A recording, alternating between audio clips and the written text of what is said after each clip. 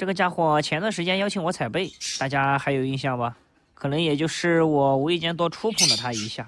你们看，这就有点尴尬了。我发现他居然要生蛋了，我现在都不敢伸手抓他了。每次把手伸过去啊，他就变成这样了。这个可如何是好哦？而且看我久久没有摸它，你们看，它还要调整位置。呀，这大狼！以前伸手抓它，它就跑；现在伸手就不一样了。现在把手伸过去，它就特别激动，不管它在干嘛，立马就开始抽风了。嘿嘿嘿，挡一下，太不雅观了。怎么办？大家帮我看看，这个鸟还有的救吗？突然之间就变成这样了。上次我就用手指像这样点了它2下，没想到它就要生蛋了。捞捞它嘎吱窝。以前这家伙还神经兮兮的，你摸它它就咬你。你们再看看现在，捞它嘎吱窝它都没什么反应了，反而还越捞越兴奋。大郎，好了好了好了，越动它它越来劲。什么叫恋爱脑？这就是那，已经完全傻了。看下这个窝里，好像是刚刚怀上，窝里没有蛋啊。看来以后我得少和它接触了。然后再说回大黄啊，这家伙被偷家了，朋友们。前段时间我不是给他们清理鸟笼吗？有个小黑鸟就趁机钻到他的笼子里去了，就是以前小黑留下来的。看他们俩挺合得来的，我也没管他们。结果经过这一段时间的发展，大黄也生蛋了，这都不是问题啊。问题是和它关一起这只鸟也是个母鸟。最严重的是这个家伙把大黄教坏了，你们看吧，现在凶得不得了，而且大黄被他带的都有点翻野了。这牡丹啊，真的是恋爱脑，一旦有另一半以后，就会变得不是那么亲人了。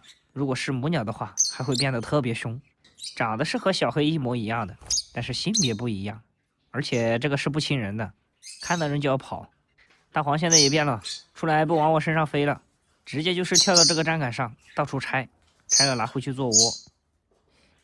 而且你们看到没有，它肚子里还有一颗蛋，好鼓呀，硬硬的。可能明天或者后天吧，最迟就后天，这个蛋就要生了。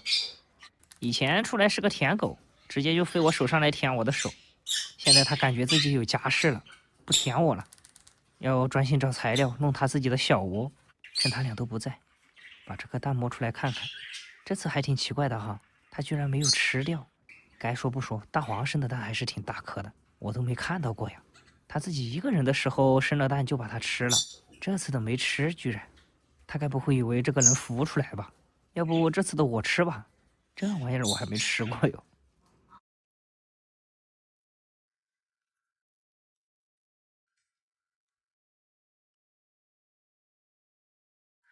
最近总是感觉有些压抑，失眠已成为常态。给你们看看，当我心情不好的时候是怎么调整的。千万不要窝在家里，没事儿出来走走，拥抱一下大自然。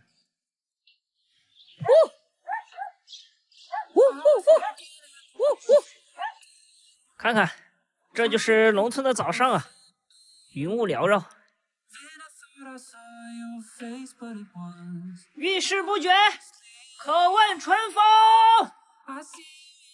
都说心情不好的时候呢，吃东西可以让人开心，我也来试试。豆花饭，吃。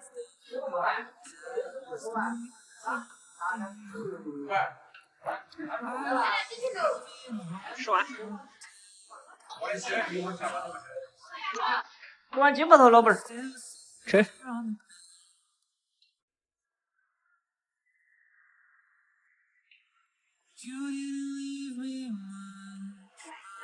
今天把汤都喝完了，没有吃不下哟。包场，看场电影，看电影，一个人都没有。保安，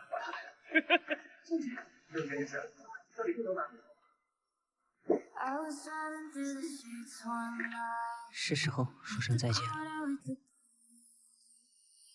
回不去啊，等不到你的雪月风花，我们的爱也永续长。那么不经意的牵挂，却没出息的放不下。你说过我的某年某月某天，却让我有点忘记某夜某街。这并不是你，而是全世界。还好难过的是我，如果是你的话，那我该有多心疼啊！一起走过的黑夜，跟一滴白雪，我把记忆都翻遍，却没有发现我们约好的明天。洗了个脸，呀，把这个皮带给洗掉。最近好疲惫啊，给我洗的好痛。诸位刀友，坐而论道，推杯换盏。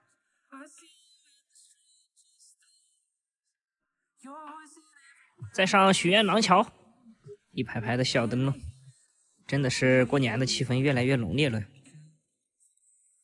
过了此桥，小镇3000年的大纪元该不会要落到我肩上了吧？每一块上都写满了寄语，不知写的人当时心情是怎样啊？呼，好大的风啊！希望大家都梦想成真，翻到一个很特别的牌子，还不曾去过倒悬山。